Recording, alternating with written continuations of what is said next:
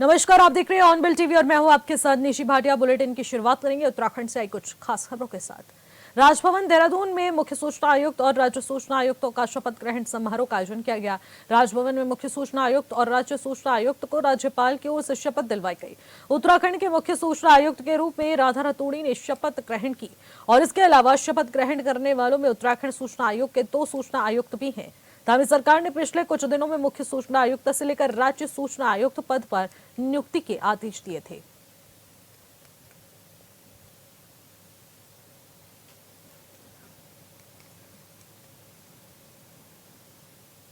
और इसी के साथ खबरों में आगे बढ़ते हैं। देहरादून में उपनल कर्मचारी महासंघ की ओर से धन्यवाद अभिनंदन समारोह का आयोजन किया गया, जहां पर प्रदेश के मुखिया पुष्कर सिंह धामी ने शिरकत की। ऐसे में प्रदेश के 22,000 उपनल कर्मचारियों के नियमितीकरण के लिए ठोस नीति की ऐतिहासिक घोषणा करने पर सीएम का आभार भी जताया गया।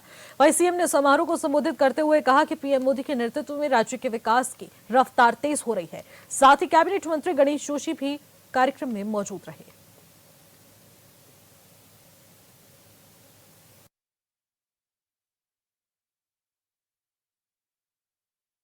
एक सैनिक के परिवार में एक सैनिक के साथ किस प्रकार उसके जीवन में होता है, कितनी कठिनाइयां होती हैं उनके परिवार में, मैं भली भांति जानता हूं, क्योंकि मैं एक फौजी का बेटा हूं और एक फौजी परिवार में पला बड़ा हूं।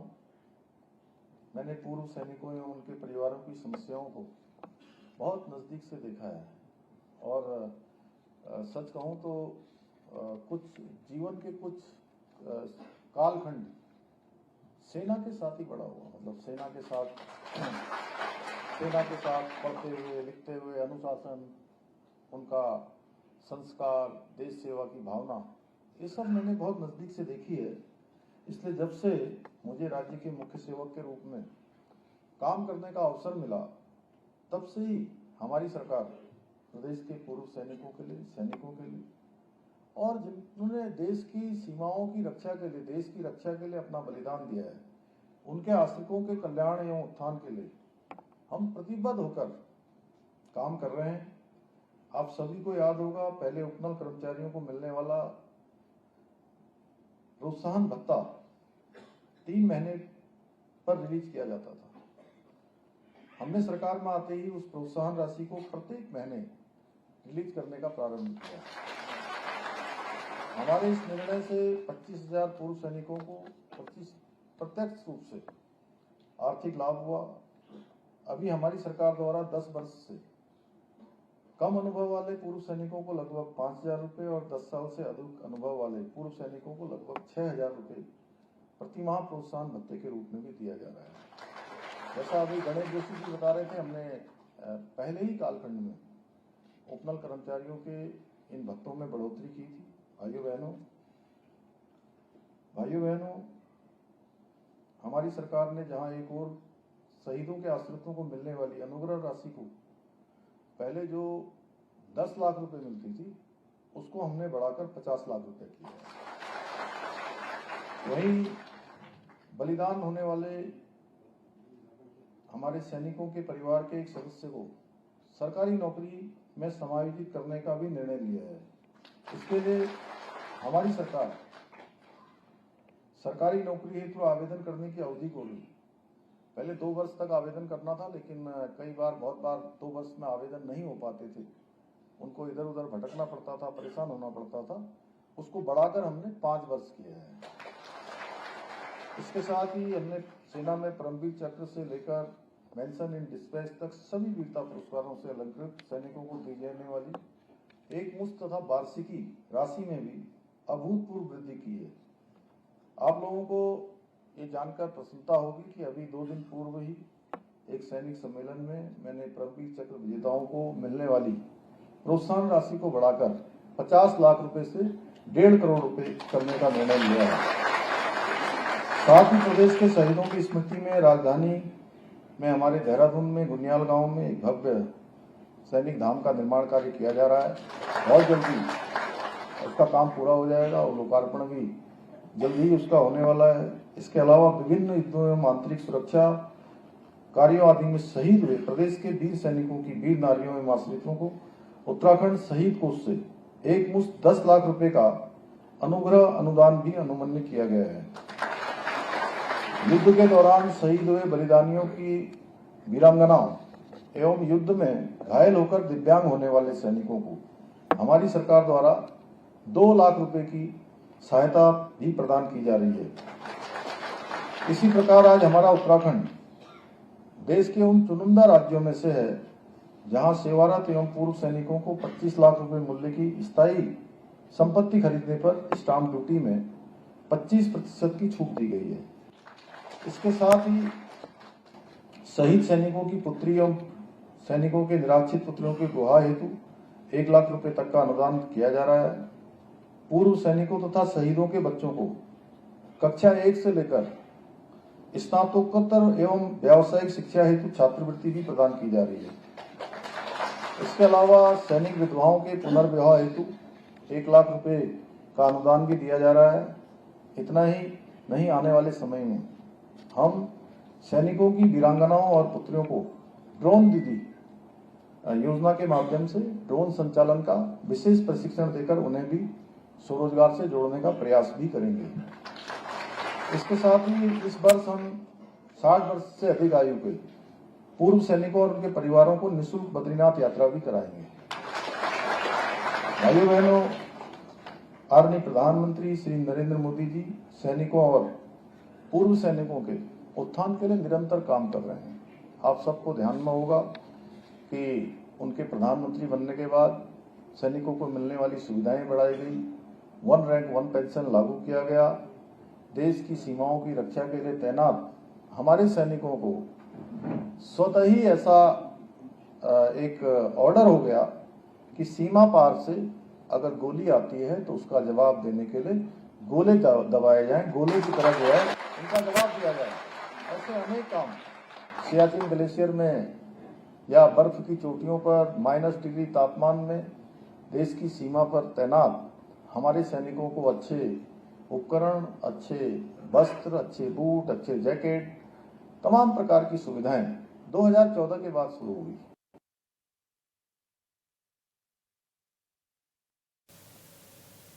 और इसी के साथ खबरों में आगे बढ़ती है। देहरादून में डॉक्टर भीमराव अंबेडकर के सम्मान अभियान में इस संबंध में प्रदेश कार्यशाला का आयोजन किया गया, जहां मुख्यमंत्री पुष्कर सिंह धामी ने दीप प्रज्वलित कर कार्यशाला का आयोजन किया।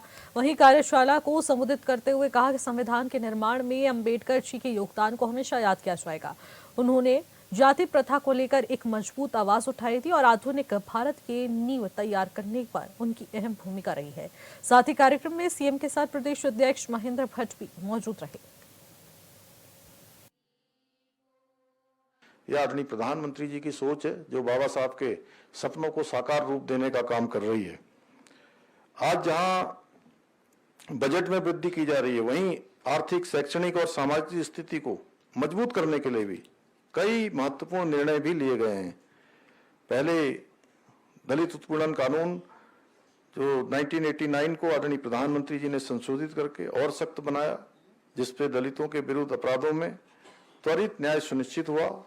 यही नहीं, आज स्टैंड अप इंडिया योजना, प्रधानमंत्री आवास योजना, उज्ज्वला योजना, हर घर नल से जल, आयुष्मान भारत योजना और गरीब कल्याण अन्न योजना जैसी अनेक योजनाओं में गरीबों, शोषितों, वंचितों, आदिवासियों और दलितों को प्राथमिकता देते हुए उनका समग्र विकास सुनिश्चित किया जा रहा है।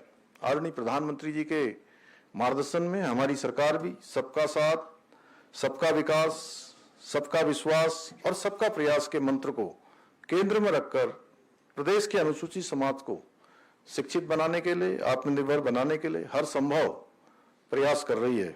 हमारी सरकार द्वारा अनुसूचित जाति और जनजाति वर्ग के बच्चों को शैक्षिक उत्थान हेतु जहां एक और कक्षा 1 से लेकर 12वीं तक के बच्चों को छात्रवृत्ति प्रदान की जा रही है, वहीं दूसरी ओर उनके लिए राज्य में निःशुल्क 15 छात्रावास, 5 आवासीय विद्यालय और 3 ITI का संचालन भी किया जा रहा है। इसके साथ ही प्रतियोगी परीक्षाओं की तैयारी के लिए निःशुल्क कोचिंग की व्यवस्था भी की गई है। इस हेतु युवक युवतियों को प्रतिमाह छात्रवृत्ति भी प्रदान की जा रही है। इतना ही नहीं, हमारी सरकार ने प्रदेश में अटल आवास योजना को पुनः प्रारंभ करते हुए अनुसूचित वर्ग के आवासहीन परिवारों को घर बनाने के लिए 1,20,000 रुपए की सहायता राशि प्रदान किए जाने की व्यवस्था भी की है। साथियों, जाति भेदभाव को समाप्त करने, सामाजिक समरसता को बढ़ावा देने के उद्देश्य से हमारी सरकार द्वारा अनुसूचित जाति के युवक या युवती से अंतरजातीय विवाह करने पर 50,000 रुपए की प्रोत्साहन राशि भी प्रदान की जा रही है। साथ ही अनुसूचित जाति एवं जनजाति वर्ग के परिवार की बेटियों के विवाह हेतु भी 50,000 रुपए की धनराशि दी जा रही है। साथियों, आदरणीय प्रधानमंत्री जी के मार्गदर्शन में हमारी सरकार ने बाबा साहब जिसका प्रावधान संविधान बनाते समय और संविधान के निर्माताओं ने किया था कि देश के अंदर सबके लिए एक समान कानून होना चाहिए, उसकी शुरुआत हमारे राज्य में उत्तराखंड में समान नागरिक सहायता लागू कर सामाजिक न्याय और समरसता की स्थापना की दिशा में कदम उठाकर बाबा साहब को सच्ची श्रद्धांजलि अर्पित की है, क्योंकि उन्होंने संविधान निर्माता के रूप में समान नागरिक संहिता को संविधान के अनुच्छेद 44 के तहत राज्य के नीति निर्देशक सिद्धांतों में सम्मिलित किया था। साथियों, आज इस कार्यशाला में आगामी सत्रों में आप सभी को अनेक महत्वपूर्ण विषयों के संबंध में जानकारी दी जाएगी। राधा मोहन जी का भी यहाँ पर उद्बोधन मिलेगा। साथ ही सम्मान अभियान से जुड़े हुए सभी पहलुओं पर विस्तार से मार्गदर्शन प्राप्त होगा। मैं आज के इस अवसर पर आप सभी पदाधिकारियों से, सभी अपने कार्यकर्ताओं से यही कहना चाहूँगा कि आप सभी बाबा साहब के विचारों से प्रेरणा लेकर केंद्र की और राज्य की जो सरकारों के द्वारा शोषित और दलित वंचितों को मुख्य धारा में जोड़ने के लिए जो अनेक कार्यक्रम चलाए जा रहे हैं, अनेक योजनाएं चलाई जा रही हैं, अनेक प्रयास किए जा रहे हैं, उनको जन जन तक पहुंचाएं, जिससे अधिक से अधिक लोग इन योजनाओं का लाभ उठा सकें। साथ ही आप लोगों से यह भी बात उन तक पहुंचाएं कि कांग्रेस और अन्य विपक्षी दलों ने किस प्रकार से अनुसूचित वर्ग के साथ, वंचितों के साथ। सीएम धामी ने कई पदाधिकारियों को हाल ही में जो दायित्व बांटे उनमें से कांग्रेस को भी जगह कहां पर नहीं दी गई, जिसको लेकर पूर्व मुख्यमंत्री और कांग्रेस पार्टी के वरिष्ठ नेता हरीश रावत ने चुटकी लेते हुए कहा कि जो बीजेपी में गए और वहां जाकर सुख गए हैं, वही हरीश रावत के इस बयान पर कांग्रेस के बागी नेता और बीजेपी नेता मथुरा दत्त जोशी ने पलटवार किया है। उन्होंने कहा कि कोई भी व्यक्ति अगर किसी पार्टी से जुड़ रहा है तो वो अपनी पूरी तरीके से आत्मसंतुष्टि के लिए जाता है। उन्होंने कहा कि हरीश रावत ने तुष्टीकरण की राजनीति की है।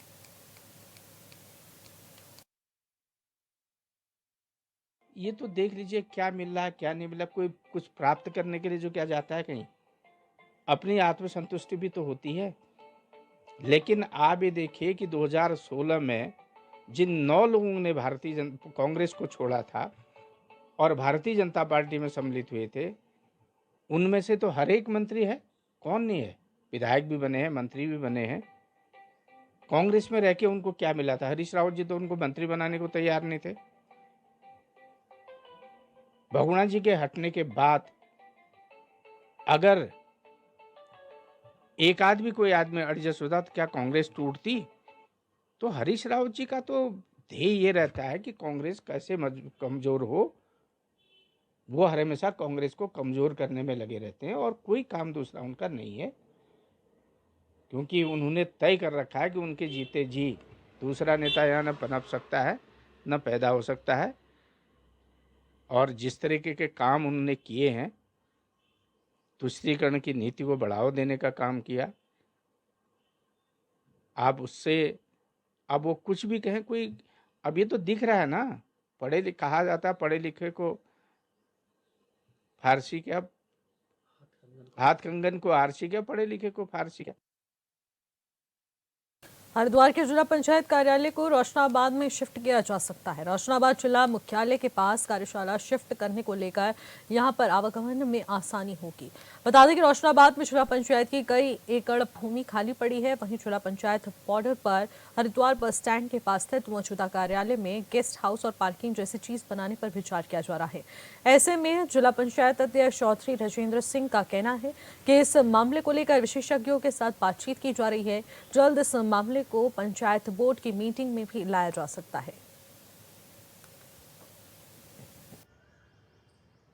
रोशनाबाद में जहां सभी सरकारी कार्यालय, वहां भी जिला पंचायत को भूमि मिली हुई है, इसकी दीवार भी हो रही है और वहां से कार्यालय शिफ्ट होने से फायदा भी है, फाइल इधर से उधर जाने में की दिक्कत भी खत्म होगी और वो और किसी कमर्शियल उसमें यूज किया जा सकता है। शहर में पार्किंग की भी दिक्कत रहती है, उसमें कई सारी चीज़ बन सकती है। तो शहर के बीच में है, वहाँ से अच्छा कोई बड़ा गेस्ट हाउस भी बन सकता है, जो सरकार के लोग आ गए या बाहर से दूर दराज से कोई आए उसमें रुके, और पार्किंग भी बन सकती है।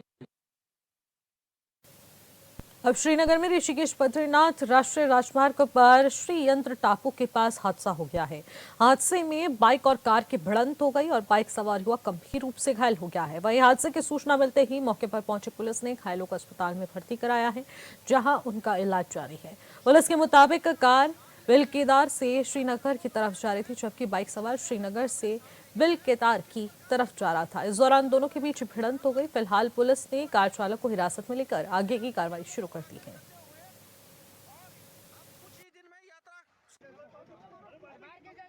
मैं सभी लोगों से हाथ जोड़कर विनती करता हूं, चार धाम यात्रा शुरू होने वाले सभी सरदारों से, भारतवर्ष के और विश्व भर से जो भी यहाँ चार धाम यात्रा पे आते हैं, आपसे हाथ जोड़ के विनती है, यातायात के नियमों का पालन करिए और किसी भी प्रकार का मादक द्रव्य, मादक पदार्थ या नशा करके यातायात के नियमों को भंग मत कीजिए। जिस प्रकार आज मैं जब अपने गांव मलेथा से जा रहा था श्रीनगर की ओर अपनी बाइक सर्विस करवाने के लिए, और वहां पर मैंने देखा जैसे ही मैं उपरडा क्रॉस किया, श्रीयंत्र टापू पे पहुंचा श्रीनगर से 4 किलोमीटर पहले, तो वहां पर किसी HP नंबर की गाड़ी ने एक बाइक वाले को ठोक दिया और बाइक वाले को ठोका, मतलब एक्सीडेंट हो गया। तो जो गाड़ी वाला जा रहा था वो ऋषिकेश से श्रीनगर की ओर जा रहा था, कार वाला, और जो बाइक वाला था वो बाइक वाला श्रीनगर से ऋषिकेश की ओर जा रहा था, और कार वाले ने उसकी साइड जाके उसको हिट किया, जिससे कि, और उसके बाद बाइक वाला सीधे मतलब उसके कार के छत में पहुंच गया। एक्सीडेंट जैसे वो टकरी दोनों गाड़ियां आपस में, और उसके बाद वो 100 मीटर तक उसको घसीटते हुए ले गया, पंच पीपल तक। और इस प्रकार की जो घटनाएं हो रही हैं, मैं सभी लोगों से गुजारिश करूंगा, हाथ जोड़ के विनती है मेरी, आप लोग आइए, आप लोगों का स्वागत है देवभूमि में। हृदय के शाश्वत चक्र से, हृदय के अनाथ चक्र से आप चार धाम की यात्रा करिए, लेकिन इस प्रकार के नशे करके कृपा करके मत आइए यहाँ। यदि आपने देवभूमि में आना है तो पवित्र होके आइए। एक्सीडेंट ये हुआ, ये गाड़ी जो हम भी यहाँ से निकल रहे थे तो ये हमारी अपोजिट साइड से निकल रही थी, ये गाड़ी यहाँ से इतनी स्पीड में जा रही थी कि मतलब मोर देन 70 की स्पीड से जा रही थी। फिर इसमें धुआं टाइप का निकल रहा था, तो मैंने दाईं तरफ देखा तो इसने कोई बाइक वाला गिरा हुआ था हेलमेट लेके, तो उसको बहुत इंजरी हुई है, उसकी टांग में पूरी 360 डिग्री फ्रैक्चर हो गई है। तो जब मुझे लगता है जिन दोनों की टक्कर हुई तो वो बाइक वाला ऊपर छटक के उसके शीशे से चिपक गया, और इन्होंने गाड़ी रोकी नहीं तो आगे जाके गिरा, 200 मीटर आगे जाके उसकी बाइक से, उसकी कार से गिरा है। और इसी के साथ खबरों में आगे बढ़ते हैं। श्रीनगर के देवप्रयाग क्षेत्र में अंतर्गत एक होटल के पास दर्दनाक सड़क हादसा हो गया। हादसे में एक कार गहरी खाई में गिरने के बाद अलकनंदा नदी में समा गई। बताया जा रहा है कि पूरा परिवार अपनी गाड़ी से माता धरी देवी के दर्शन के लिए जा रहा था, और जहां उनकी कार अनियंत्रित होकर नदी में गिर गई। वहीं मामले की सूचना पाते ही मौके पर पहुंची पुलिस और SDRF की टीम ने महिला को बचा लिया, जबकि कार सवार 5 लोगों को अभी तक ढूंढने में पुलिस जुटी हुई है।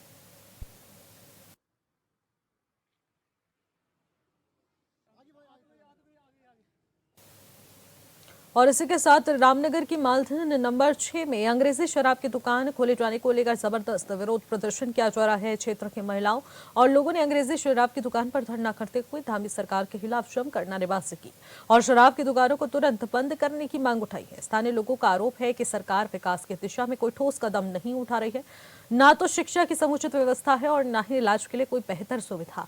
लेकिन इसके विपरीत सरकार लोगों को शराब परोसने में जुटी हुई है।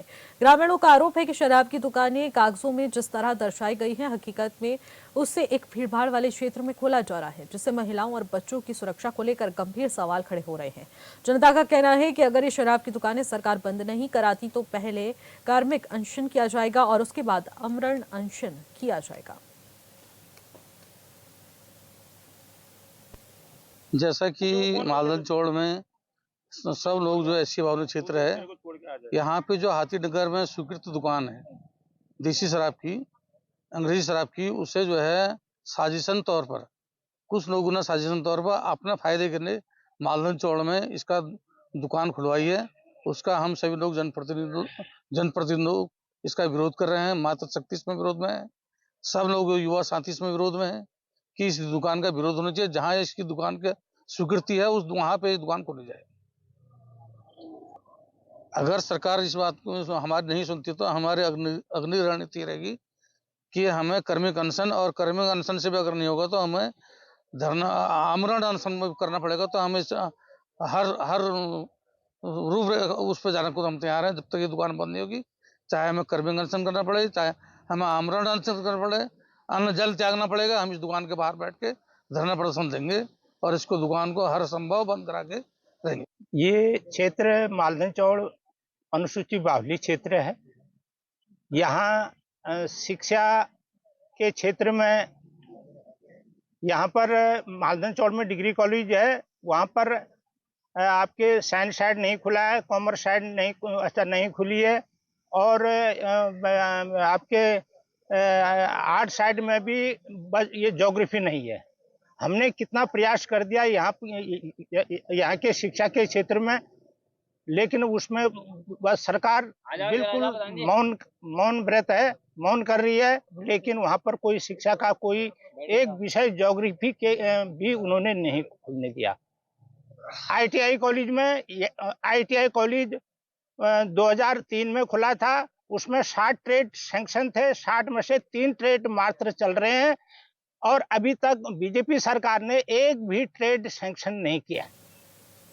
रुद्रप्रयाग के प्रसिद्ध धार्मिक एवं पर्यटन स्थल तुंगनाथ चोपता में लगातार यात्री और पर्यटकों का आना जाना होता है। बारिश और बर्फ के कारण कई यात्री गिरकर जख्मी भी हो जाते हैं। ऐसे में एक मामला फिर सामने आया है। जिला आपदा प्रबंधन अधिकारी नंदन सिंह रजवार ने यहां पर अवगत कराया है कि बीती रोज आपदा कंट्रोल रूम को सूचना मिली कि तुंगनाथ मंदिर के नीचे पैदल मार्ग पर एक यात्री गिर गया है। सूचना मिलते ही DDRF टीम उखीमठ को तुरंत मौके पर भेजा गया, जहां पर एक यात्री गिरकर चोटिल हो गया था, जो कि मध्य प्रदेश का रहने वाला बताया जा रहा था, जिसे बता दें कि स्ट्रेचर की मदद से सड़क मार्ग तक लाया गया।